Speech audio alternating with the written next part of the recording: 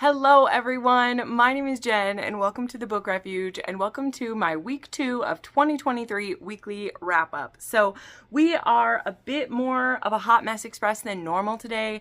If you can't tell, my lighting's a little bit wonky. I mean, it's great if you can't tell as well. Oops, we're gonna move this, sorry there. But I just got back from a day trip to Pillager, where my family's from, because it was my niece's, like we had a group birthday for them. And I wasn't ready to film this a day early because there were some books I wanted to finish. And also I don't want to wait till tomorrow because I don't really like to film on Sundays if I don't have to.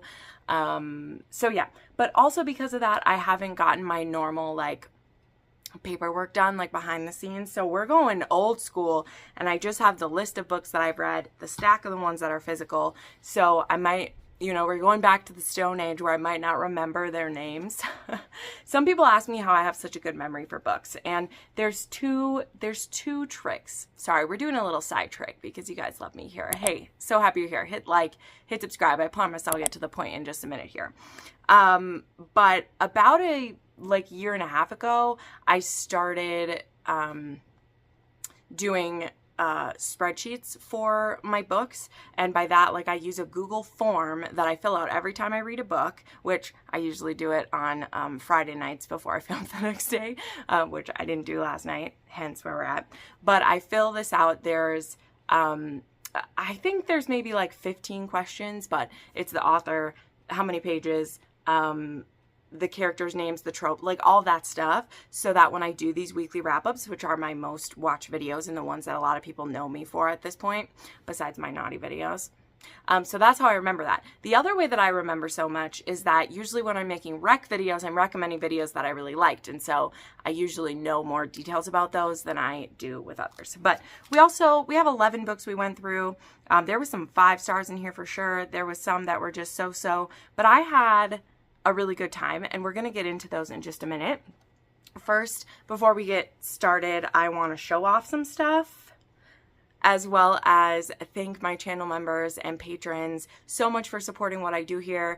I am fully supported by YouTube and Patreon, so if you like the content that I make, even liking and subscribing does help me, especially because I just heard from a different channel that I watch that YouTube may have to suspend their recommendation algorithm because of a lawsuit that they're in. I don't know if that's actually going to happen. I really hope it doesn't, but that means if you're not subscribed to my channel and that were to happen, I might not get subscribed to you again if you don't look me up, which is kind of terrifying. Anyway, we don't know if that's happening for sure. That isn't a ploy to get you to follow. I just am spiraling a little bit from hearing that because I'm like, what the hell? But anyway, thank you to those who support me here. Then, since I was just getting back, I had the mail to get, and I order way too much stuff from Lila Junko, okay?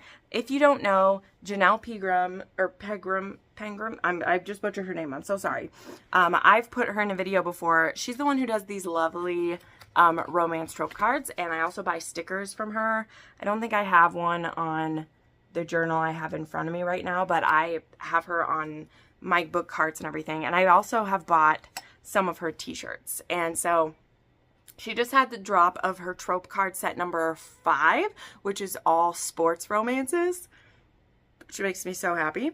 But a couple weeks before she dropped these, I ordered some more t-shirts because all of these trope cards you can also get as a t-shirt. And I've bought the Mafia t-shirt before, but I went ahead and bought 2 of my one of these was one of my favorite tropes ever. So this one's Forced Proximity. Super cute. It's pink. I bought this one in a bit of a bigger size because I want it to be like a cozy one, since it is Forced Proximity, you know what I mean?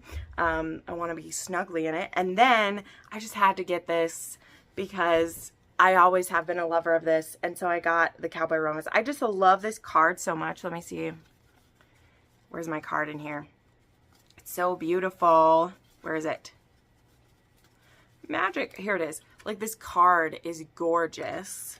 And I mean, my favorite book of 2022 was Cowboy Romance. So I just love this design. So if you're interested in her, I'll try to remember to put her down below. I'm not a rep for her or any of that, but I use the code Katie15.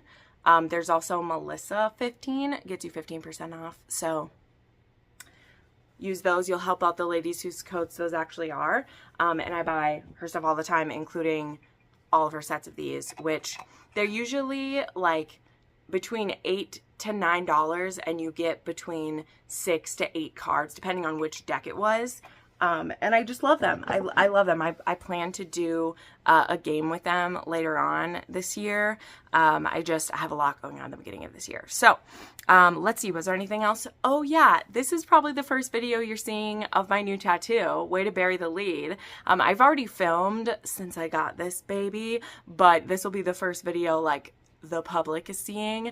So this past Wednesday, I finally bit the bullet and went and got this tattoo that I've been contemplating for ages. So I've posted it in a few places. Y'all have probably seen it, but it is the Love Lark. Beautiful. And then it has a line from Broken Vow, and this one is I want to set you free. So that is from my favorite passage in that book. I wanted to get the whole paragraph, but I decided to go with this and just have it kind of under the wing there. And it turned out absolutely fabulous. This is going to be a bitch when it's healing. I'm going to have to try very hard not to scratch it because I don't want to lose the beautiful ink here. But gosh, I just love tattoos. I wish I could have them all over. So shout out to Camille at No Coast Tattoos in Fargo. She did me good, and I'm going to use every opportunity to show it off that I can in these videos. I literally ordered some more off-the-shoulder sweaters so that I can do it more often. So, all right, now that we're 6 minutes in, let's get into the books. That's okay. We're going to go through some of these pretty fast. Some of them, I'm sure I'll talk just as long as I do about anything, but some of them we're going to go pretty quick, okay? So, the first book that I finished this week was Property of a Mountain Man by Gemma Ware. This was one of my books from my 12 Recs from 12 Friends challenge. I can't remember who recommended this one. This was one I knew I was going to have a good time. Okay, like I knew it was going to be a good time. Even if it wasn't a great time, I knew it was going to be a good time because this one is an age gap. It's a 21-year-old girl who is a waitress working at a diner. She's had a crush on this older man. He's in his 40s, I think. She's had a crush on him since she was a teenager. He is a lumberjack, him and his brothers. They do the lumberjacking life. And there's an out-of-towner who asks her on a date in the hearing of this dude. And he loses his shit kind of and is like, no one can have her but me. Well, the thing is, he hasn't made his move, but he has been making sure she is safely walked to her vehicle every night because she often closes the coffee shop. It's not a diner, the coffee shop alone. And he's been doing these little things to take care of her, but he's never made a move because he hasn't felt like he's good enough for her. But when he sees that she might be going to date someone else, he's like, no, it's over. You're mine. And he goes full caveman or mountain man in this case. So the plot of this was a bit ridiculous. She kicks and screams and fights the entire way until he gets up all up in her lady bits, and then she's just dripping for him, right? We love it. We love that. But she really kind of dug in her heels until about like 85% of this book, and that's never that fun with me. Like if we're gonna go with the craziness, of this man going full mountain man on her and like, you're my woman, I need the woman to get on board more. It's the same way I feel about certain kidnapping romances or things where I'm like, obviously the woman should not just give in to that, but also at some point it is a romance. I'd like you to give in to it, you know? And like the whole town kind of just gets on his side right away. So there, and with what I said, there is definitely some manhandling and a little bit of dubious consent in some scenarios. There isn't anything like, well, it's pretty crazy. Okay, it is. I said that's what it is. I knew it would be a good time though. So I gave this one 3.5 stars. It was a 4 on the spice scale. I had fun. It was what I needed after reading Restore Me last week, which was beautiful, but was heavy. Okay, and then this was the opposite of those. And I definitely will peck at the other books in this series because I think it's gonna be, is there 7 brothers? I don't know, but there's a lot of brothers, and I will be making time for them as I need them. You know, when I read other heavy things, I'll maybe throw one of these mountain men in, right? Okay, next I read An Arc of Destroy Me by Michelle Hurd. This book is already out. You can grab it now. This is the first book in her new Corrupted Royal series. Oh, I remembered that in my brain. I'm so good. And with this series, we're going back to Monarch Academy. Now, I've only read one book in her Monarch Academy. The Sinners series, well, it was called the Saint series, the ones where they're at Monarch Academy. The Sinners series is like adjacent to that, like we know about it. We've actually needed their help before, like we know about it. It's one of those like mafia schools where anyone can send their kids there. The kids are safe while they're there, but literally people that you are going to have a hit out on, you may be going to school with, and so it's interesting. So our heroine, the beginning of this book is really interesting because the heroine and her bestie like go to a club for the night, and she locks eyes with this guy across the room. She's 18, he's like 21, like there's not a huge gap in there or anything, but they are about to have this moment, and then there is an attack on this club, and they're stuck in this really tight space, and she actually has like pipe sticking through her, and he thinks she's gonna die in his arms, this woman that he, you know, was probably gonna have a hot night with, and they don't even know like each other's names or anything like that. And so she almost dies in his arms. It's very traumatic. And then when they get released from there, he discovers that this is his enemy's daughter, and he thinks she knew the whole time, blah, blah, blah. Then we fast forward 2 years, I think. I'm not sure with the year time what it is, but it's either a year or 2 year. We've skipped forward, and now her and her friend are going to Monarch Academy, and he's in his last year there. And he has really built up this like hard wall against her because he may have to kill her when they get out of there, and he's nervous about that. So it was good to read Michelle Hurd. Again, she's very readable. Her books just like suck you in right away. Like I was so invested. However, with this one, I will say I definitely felt that we went backwards in like the age we were writing. This felt very new adult, which it's not specifically categorized as new adult, but I mean, this is, you know, a college for training future killers or, you know, people in the crime world, and they just felt very childish in a lot of ways. And I don't know, I just didn't fully love that. Also, there are some characters we see that I already really care about, that I really like, that it's frustrating to see them from the other side. How about we say that? We'll say that. But again, I had a good time with this. I gave it 4 stars. I'm intrigued about the next couple. She already has, I think, there's going to be 4 or 5 in this series, and she has them like all named or something, and I'm here for it. I'm going to keep going.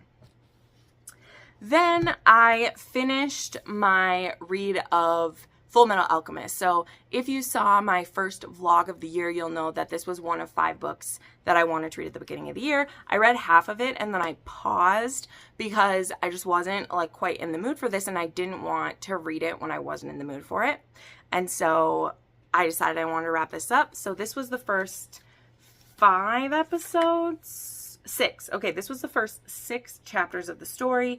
We get introduced to our 2 brothers. We learn about Edward Edgar. How do we say his name? Edward Edgers.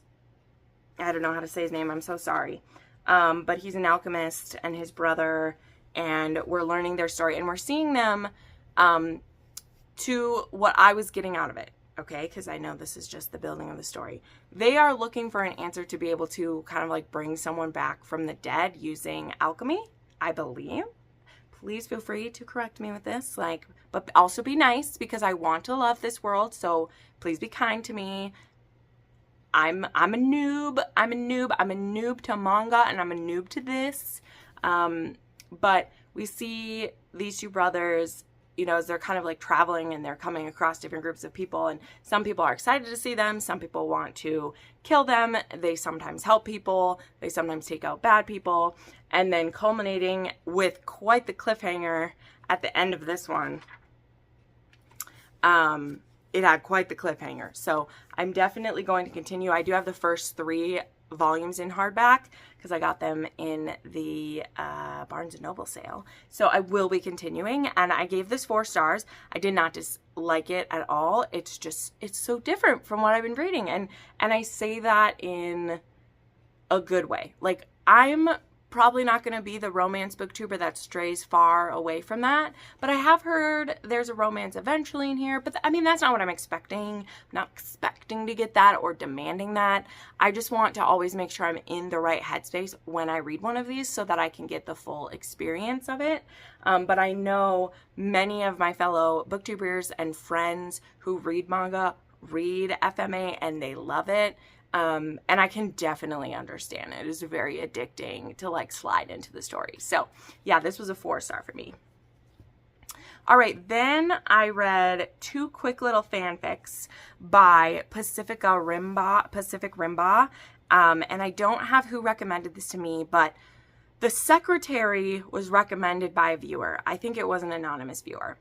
And this is a Percy and Pansy fanfic, and I'll get back to that in a second.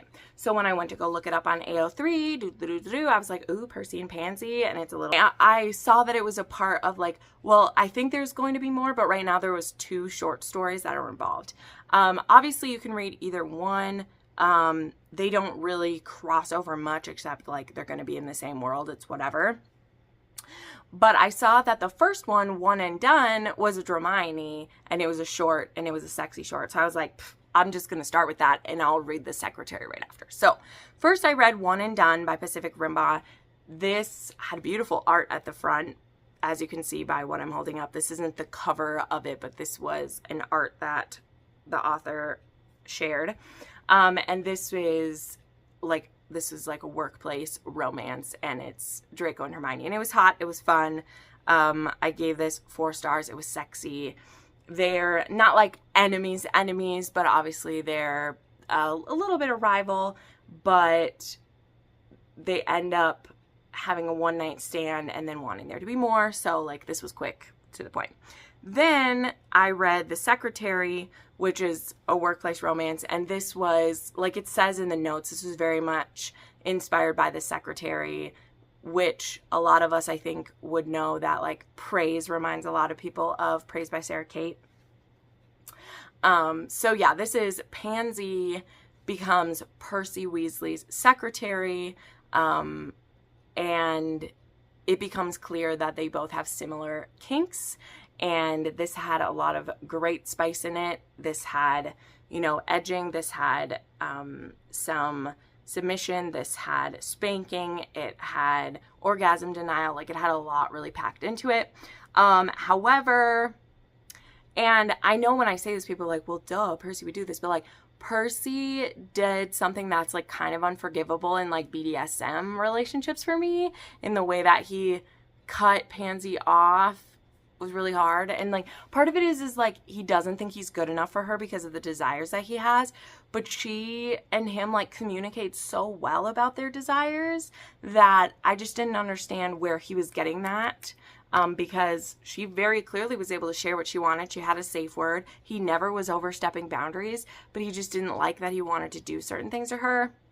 And I'm just not a huge fan of that in BDSM, but like, this was a fanfic, and it was my first one with Percy, and my first one with Pansy really as a love interest. There's like one other I've read that had like Pansy with Harry as like a side couple.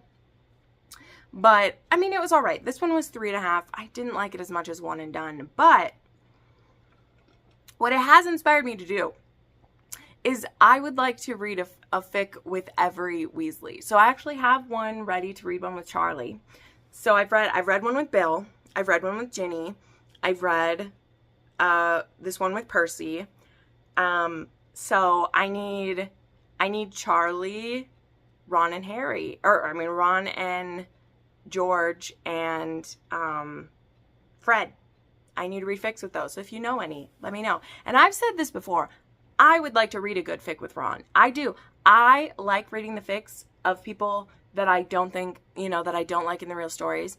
And Ron is not a bad dude. Okay, he's a buffoon. He wouldn't have been a help to Harry if we didn't have Hermione. He was a jerk, but he's that type of kid that he could have grown into be a very caring person. I've heard someone say, and I mean, and I think he would be the perfect submissive in a gay relationship. I'm just saying. So if you've ever read a Ron fic, I would like you to share it with me. You can put in my book rec form, which is always linked down below, or you can message it, but book rec form is best.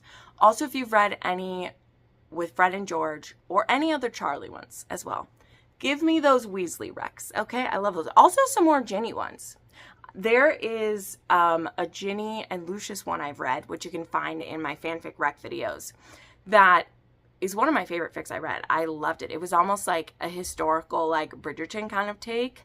And I loved that one. So I would read more Ginny fics as well. I'd love that. Anyway, ouch. I just hit that. Then I'll just mention this one real quick. I reread Hydrus and annotated it. This is for a patron. This is book 2 in the Immortal Coven series. This one is about Naya and Finrador. She is the head of the Coven of Hybrid Witches. She is a half fae, half witch, and she ends up making a deal with Finrador, who is the Blood Prince, because he needs to kill the Winter Queen. Now, there are some secret connections between Naya and the Winter Court that we will get into with this. But what Finn has been told is that this witch would help him find his mate. So he wants to use her to help him find his mate, because his mate is the key to destroying the Winter Queen. He gets told this by an oracle. And then they go on quite the adventure. He's also extremely turned on by how bloodthirsty and powerful he is when he gets to see her in some powerful moments in the beginning of this. And he is so turned on by her. This one has so many kinks that I love. This one has some period care, some period oral, which I know some people won't like, but Finrador does. He's the Blood Prince. This one has praise. This has some good praise. It also has some degradation in it. It has spanking and choking and just so many good things in this. I should check the front. She always tells me what's in these. Okay. Yeah, it does have some dubious consent. Breeding, blood play, and piercings. I forgot she has nipple piercings, which is great. Love it. 5 stars. Was very happy to reread that. Then I read Desire in His Blood by Zoe Draven. I won't be talking about this book here. I know, that's a bummer. A lot of people have been wanting me to read this, but this is my January Patreon pick, which means only my patrons get to see a full review of this. I know, but your girl, like I said at the beginning, I'm funded by my patrons, so this is special for them. What I will say is that my rating of this was 5 stars. The spice in this for me was 3.5 to 4. This was an enemies to lovers, slow burn, like an arranged marriage, enemy species. This has berserker and Scottish like lore mixed in with this like alien romance. I loved it. It also had some historical vibes mixed in, weirdly. I know, you'd have to read it to feel it. And yeah, and he's also, yeah, he's a berserker vampire man who can fly. Like, and our heroine is a badass. She does not let him get away with being a jerk, and I love it. And yeah, but that's all I'm gonna say. If you want to know more, I'm gonna be filming my review for my patrons, and that'll be available just to them. Yeah, so then I reread Broken Whispers and annotated this for a patron. This was so much fun. One of my patrons told me to just pick a book for her. She didn't care which it was. And so I decided to pick a book to reread that wasn't a 6-star book, so I haven't reread it, but like I wanted to. And for me, that was to revisit Broken Whispers. And this one is Mikhail and Bianca. Bianca is nonverbal mute because of an accident. She's also a ballerina, and her career is ending, and now her father is ready to put her into an arranged marriage. And so she gets used to make peace with the Italians, and so the Russians, she's Italian, and so the Russian Pakan asks his men who will marry this this Bratva, or this Italian girl. And when her name gets said, and he's like, oh yeah, and she can't speak, Michaela's like, I want her. Because secretly, he's seen every one of her ballet performances when she was the prima ballerina, because he loves her dancing, and it's a time when he feels peace watching her dance. He's a very scarred man. He sees himself as very ugly. He has an eye patch because of some damage done to his eye. And he also is a single dad. And he's a very gentle man with her, and it's very beautiful. I actually love, because the heroine actually like gets impatient that he won't make a move, but he doesn't feel worthy of this beautiful creature who's married him, and he knows she didn't want this marriage, and so he just didn't feel right about pushing what he wanted. And she's like, I find you extremely attractive in so many ways, and the least of which is your looks, but I also think you're hot, so deal with it. And I love it. I love it. Then I actually DNF'd Amore by Kimberly Knight. Yeah, so this book is the first book that I'm doing for the ABCs of Love challenge with my friend Jackie. There's these 26 books that go A through Z, part of this like collaborative series that is on Kindle Unlimited. Well, not all of them are part of Kindle Unlimited anymore, but this one, they all have different tropes. They're all different authors. So that's the thing. Like, this one was not working for me. I think we'll still have a fun discussion because the other ladies will have finished it, but I did not. And yeah, it was not working for me. And so I'll save my reasons for that live show because it should be fun. But I'm still looking forward to reading Beckon, which will be the next one. But yeah, this one, I'm gonna really blame it on the writing. Like, it was bad. I know, and I never point that out. Because I'm not someone who really holds against it. I don't rate really critically that way. But when it pushes me out, it pushes me out. And I can't help that. I, wasn't like rating it on that, which is why I DNF'd it. Because I was like, well, I'm not going to finish this book and then be like, it's 2 stars because the writing bothered me. This is when I like bow out. And I'm like, this one wasn't working for me. But we'll see what everyone else says when we talk about it. After I DNF'd that, I was like, okay, I need to read something I know will be fun. And so I picked up a book that was gifted to me from Cassie. This had been on my wish list because I want to read the rest of the books in this series, and I haven't read the novellas yet. Well, I also haven't read the newest release. I will, but I haven't read the novellas. So I read Found by the Lake Monster by Lillian Lark. This is book 1.5 in her like bathhouse series, her monstrous love series.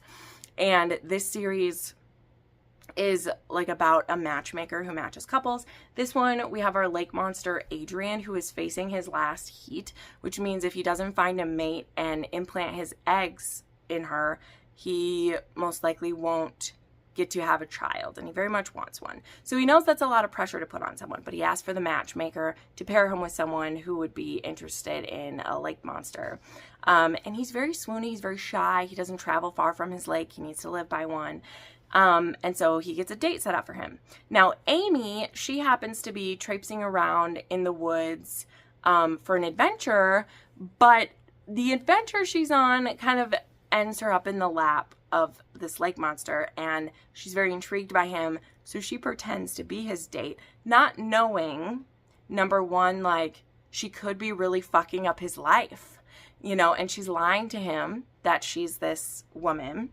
And yeah, and also it could really mess up his life because he may only have one more chance to have a child. So yeah. This one, of course, had so many good kinky things in it. There was, oh my word, there's monster anatomy, there's knotting, there's breeding kink, there's some primal play, there's anal, there's toys. Lillian puts it all in here. It's why I just love her book so much. So I also want to read Ensnared by the Werewolf, like soon. I might even read that tonight because it's a quickie one. And then Entranced by the Basilisk, I think that's that one. That's going to be an MMF. And that's her newest release. That's a full-size novel. Because I've read Stalked by the Kraken and Deceived by the Gargoyles. Loved both of those. And then now I've read this one. So I gave this 5 stars. This was a 4 on the spice scale, even though it was short because of the amount of different kinky things we get to that quickly.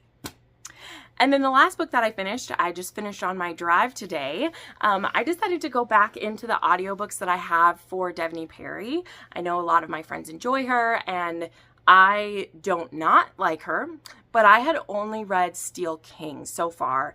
I listened to the audiobook and like it was okay. Like I didn't dislike it, but I know that this series is some of my friends' favorite Devney Perry series. So I was like, cool. And when there was the last audiobook sale, I grabbed a few more of the books in the series that it is called now that I can't remember. The Clifton Forge series. So I read Riven Knight. This one is a marriage of convenience at the beginning. It deals with some of the spillover from the first book, so I don't want to spoil it, but basically our hero and heroine marry to keep the hero from possibly having to go to jail, and they're lying to their friends and family about why so that there's no questions. Meanwhile, they're trying to discover who had killed the heroine's mother. When our heroine originally came to town, she thought that her father, who is one of the previous members of this motorcycle club, had killed her mother, but she learns that that's not true. But also she doesn't know who to blame then. If she can't blame him, they don't know who did it. So there's also some mystery to find out who did that. And this was a slow burn. I mean, it's forced proximity, but it was a very slow burn, almost to the point of frustration. And then when they get together, it was a very sweet, but this was a very low spice. Okay, for me on my spice scale, for actual sexy times we see, this is a 1.5. There's great chemistry. Again, I love the love. I'm really not dissing this book because of that. I just want to set up good expectations because Devney Perry as well as Catherine Cowles are two authors that it's my bad. I'm not blaming anyone. I'm really not. But I thought they were spicier than they were until I was reading them. And I'm like, oh, these aren't. But they're sweet small town. And this one has a bit of a mystery. Yeah. And so I really loved their relationship and how they built it. And just when I thought their non-communication would be too frustrating, I liked how it went. So I gave this 4 stars. It is a 1.5 on my spice scale though, just because there was a lot of reminiscing about sex that they had. But as for sex on page, there actually was only 2-ish scenes. And then a lot of it was them remembering how hot their sex was. And I'm like, lame. I don't want that. But I enjoyed this book. And I did start Stone Princess as well, because I finished the audiobook for this one and I started the next one. So we'll be talking about that one next week, I'm sure. So yeah, there we go. Those are the books that I read for this second week in January, which is crazy. If you want to check out Lila Junko, like I said, I'll have the link down below. These t-shirts are the best. They're so soft. They're amazing. Also, I forgot to show off, I got 2 Brightside candles. I got the Rihanna and Raylan candles because they had a coupon for the beginning of the year because these are pretty expensive candles, but they're hefty candles. And so those also go with my vibe that I have. So anyway, thank you so much for watching. If you made it to the end of this, please make sure that you've liked the video. Leave me a snowflake. We'll go back to that. It is supposed to snow tonight. So give me that to show me you made it to the end. And yeah, make sure you're subscribed and you click the bell so that if they take away recommendations, you don't lose me forever. Okay, please don't lose me forever. I need you. I need you in my life. Okay, thanks so much for watching, friends. I'll see you next time. Bye.